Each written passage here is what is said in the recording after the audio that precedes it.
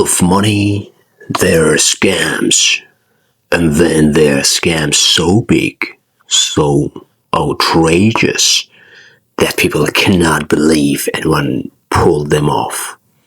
Today's story is about one of those, the infamous $6 billion gold scam. It's a tale of greed, deception, and human desperation where investors around the world believed they were buying into the richest gold deposit ever discovered. And for a while, it seemed too good to be true. Spoiler alert, it was. The story begins in the 1980s when a small Canadian company called X claimed it has stumbled something extraordinary in the jungles of Borneo, Indonesia. They were not just finding gold, they were supposedly sitting on a mountain of it. Analysts called it biggest gold discovery in history.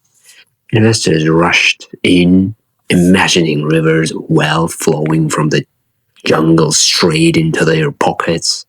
Stock prices skyrocketed, fortunes were made on paper overnight, and breaks transformed from a little-known penny stock into a global giant with a market value exceeding $6 billion. But here's the catch. Every bit of that supposed gold fake. Every bit of that supposed gold was fake. The scam worked through a technique called salting, air quotes. Essentially breaks geologists added gold flakes, sometimes bought from local pawn shops, into their core samples before handing them over for testing. So when labs examined the rock, surprised it looked like a gold mine. It was one of the simplest tricks in the book, but on a massive scale.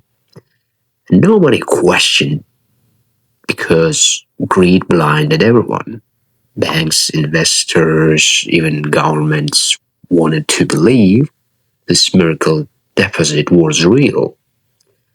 The excitement reached insane levels. At one point, Breaks was negotiating with Indonesia's government and international mining giants like Barrick and Freeport-McMoRan for rights to develop the site. Political elites got involved and millions of dollars changed hands. The idea that it was all fake seemed impossible.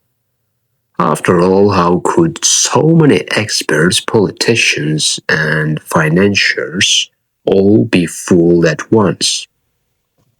But greed makes people see what they want to see.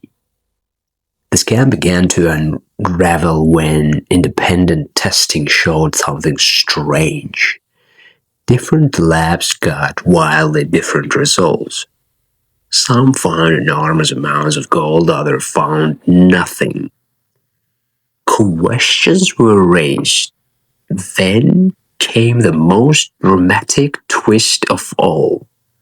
Michael de Guzman, Breax's chief geologist and the man at the center of the operation, fell to his death from a helicopter over a jungle.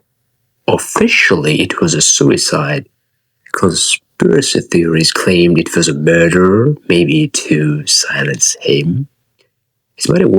His body was in such bad shape that many doubted it was even him. To this day, no one is completely sure whether Guzman really died or staged his own escape. But isn't it also reminding like a last name El Chapo? I guess his last name also was Guzman. Okay, whatever.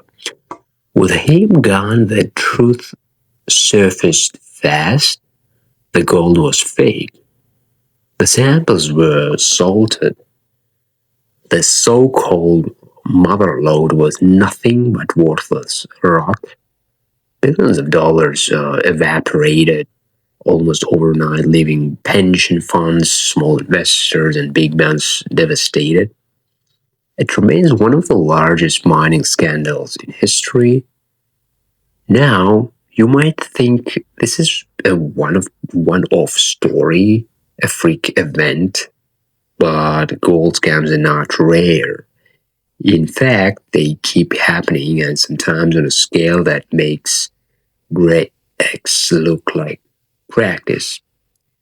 Take China in 2020.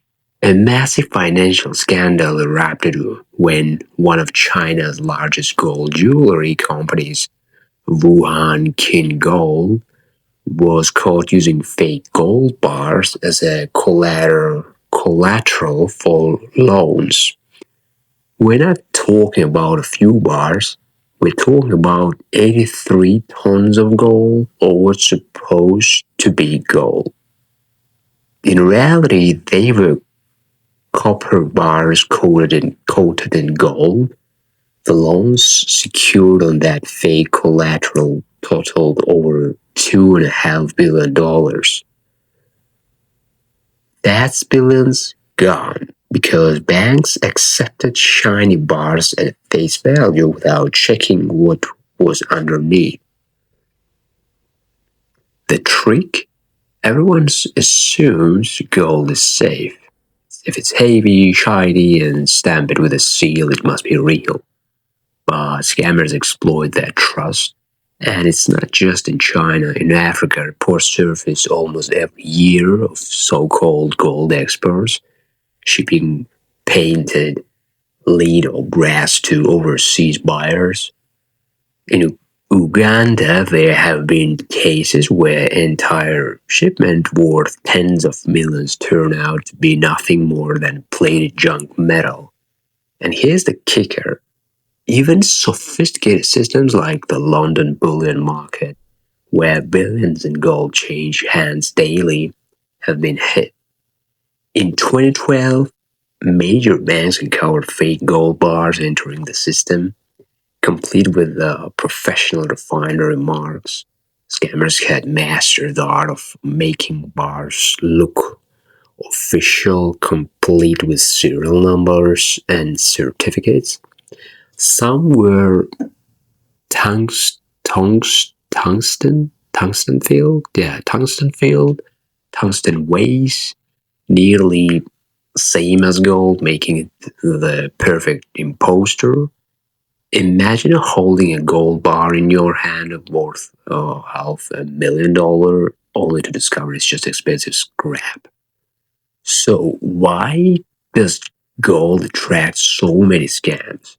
The answer lies in psychology. Gold is seen as eternal, safe, and trustworthy. It's the fallback asset whenever the crisis or chaos. That psychological trust is exactly what scammers exploit. When investors panic and want something tangible, gold feels like the ultimate security blanket, but because demand is high and testing is difficult, the door for fraud stays wide open. Back to breaks, what made the scandal so devastating wasn't just the money lost, it was the trust destroyed.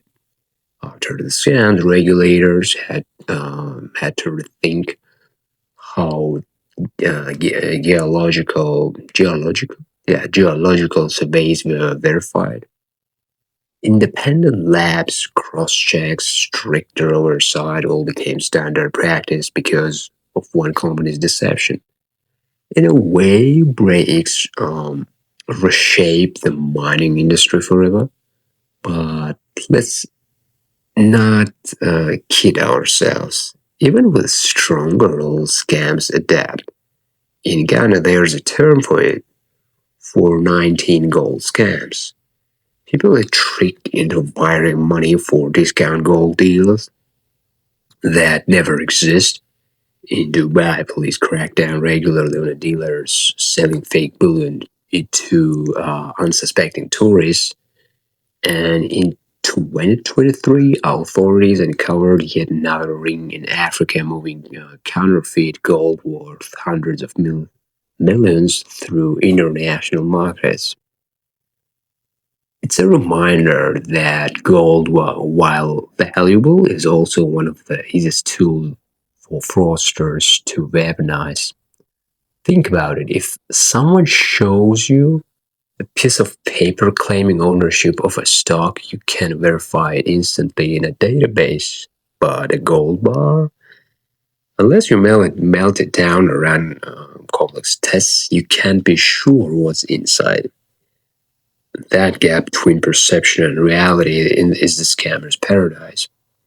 The $6 billion break scam was not just about money, it was about human behavior. Investors ignored red flags because they didn't want to miss out. Politicians turned a blind eye because they wanted a cut. Banks failed to investigate because the potential profits were too tempting. Everyone believed the lie because the lie was profitable. And history keeps repeating. Every few years, headlines scream about a new gold scandal, billions gone, trust shattered, and the cycle starts again. So here's a lesson. If something seems like the richest gold discovery in history, maybe stop and ask, is this a real gold or just fool's gold dressed up to trick us all? Because in the end, the world's greatest mine may not be in the ground, it's in the human imagination, where scammers know how to dig deepest. So, thank you for listening, and if you like it, smash the like button, subscribe. See you next time.